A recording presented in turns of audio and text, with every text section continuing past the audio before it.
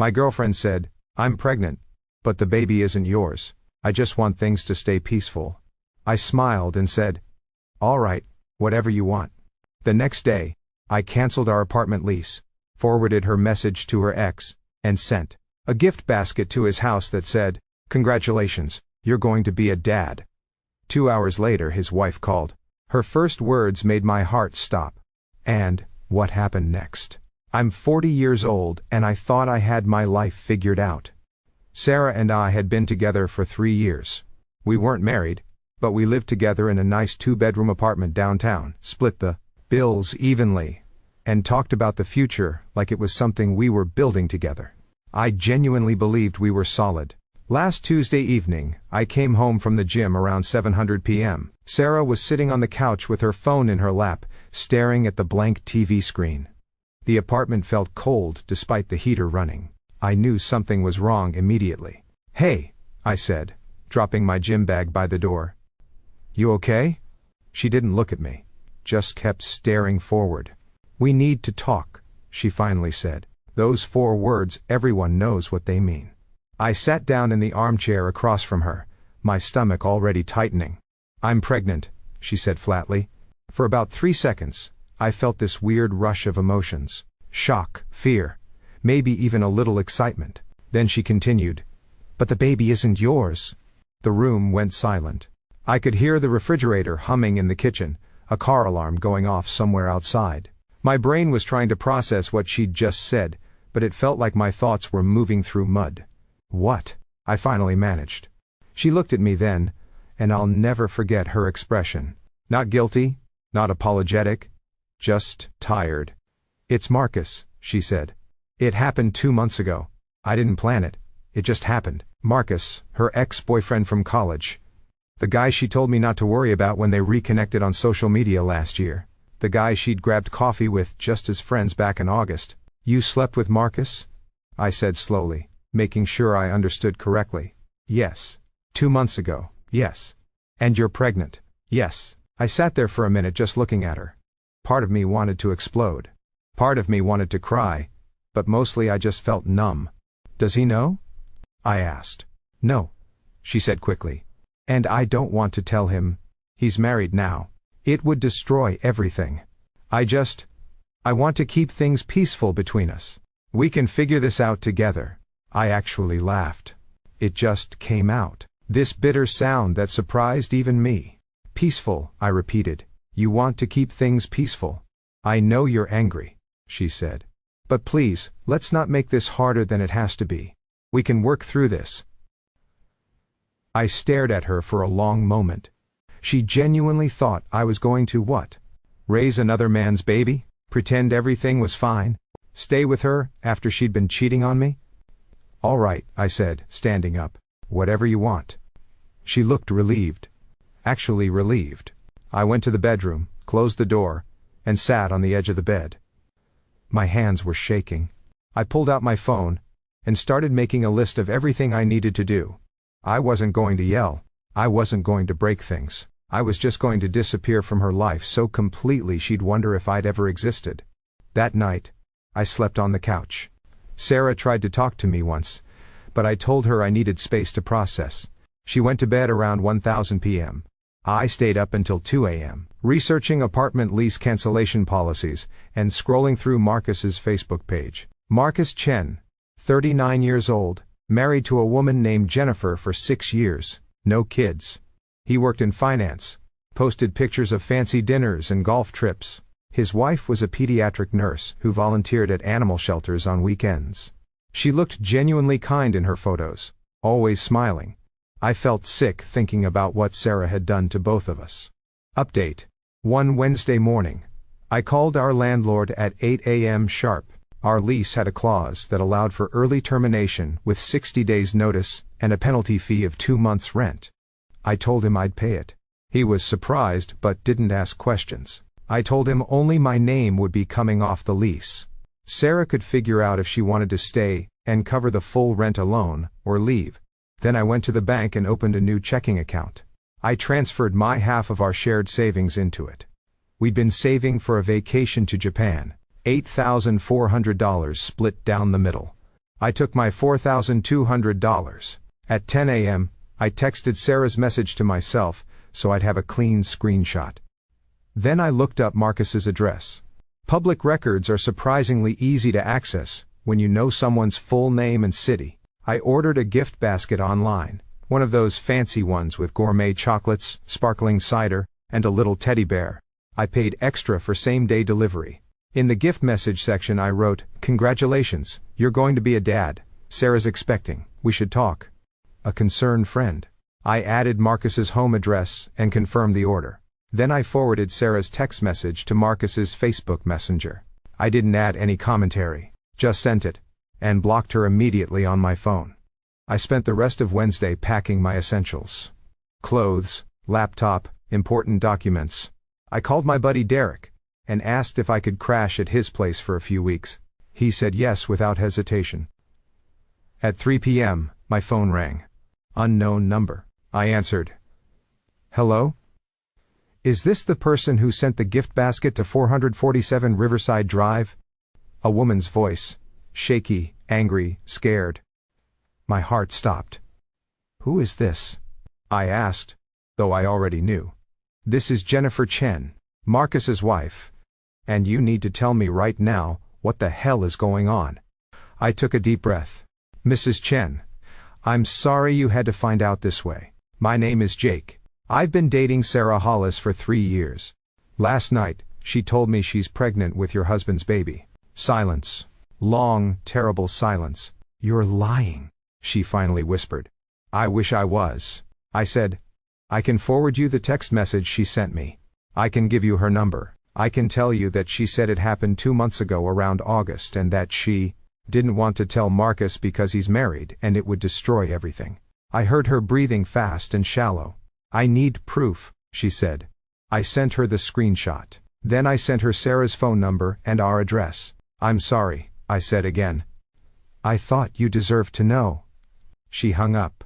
I sat there for a minute, staring at my phone. Then I got back to packing. Update 2. By Thursday morning, everything had exploded. Sarah called me 47 times starting at 11 p.m. Wednesday night.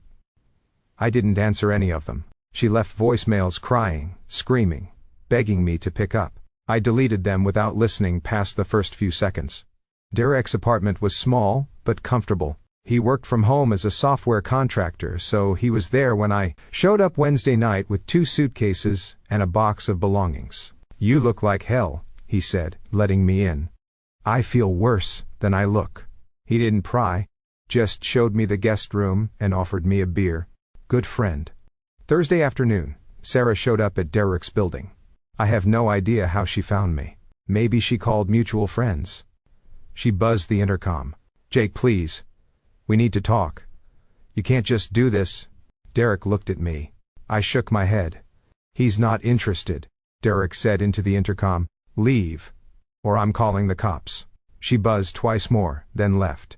Around 4:00 p.m., I got a Facebook message request from Jennifer Chen. I accepted it. I confronted Marcus. She wrote, "He admitted everything. He said it was one time a mistake, that he was drunk. I don't believe him. I don't believe anything anymore. I'm filing for divorce. I thought you should know. Also, thank you. I think I don't know if I should thank you or hate you for telling me, but at least now I know." I wrote back, "I'm sorry for both of us. If you need anything, testimony, evidence, whatever, let me know." He destroyed my relationship too. She didn't respond immediately, but I saw she read it.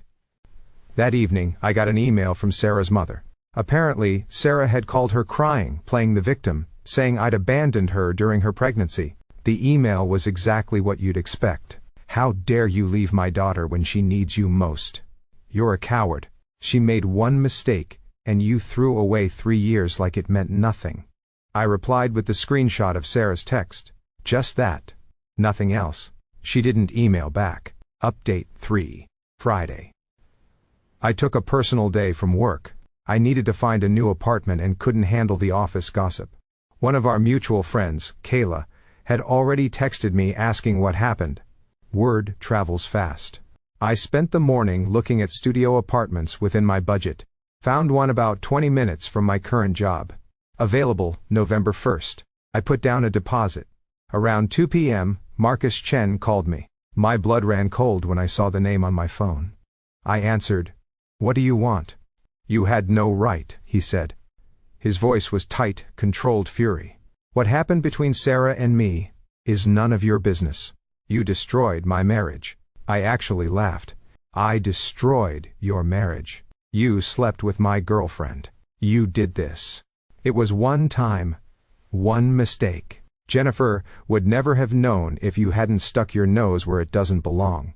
So, your plan was to just let your kid grow up, never knowing you exist. Let me raise your child thinking it's mine." Sarah said she wasn't going to tell anyone. Sarah's a liar, Marcus. Or did you forget that part? She was lying to me the whole time she was with you. He was quiet for a moment. Then Jennifer's taking everything.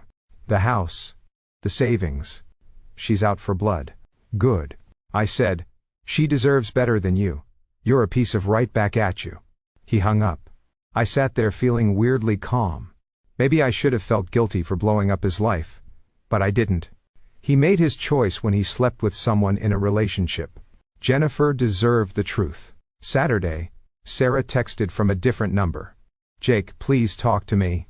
I know I messed up. I know I hurt you. But what you did was cruel.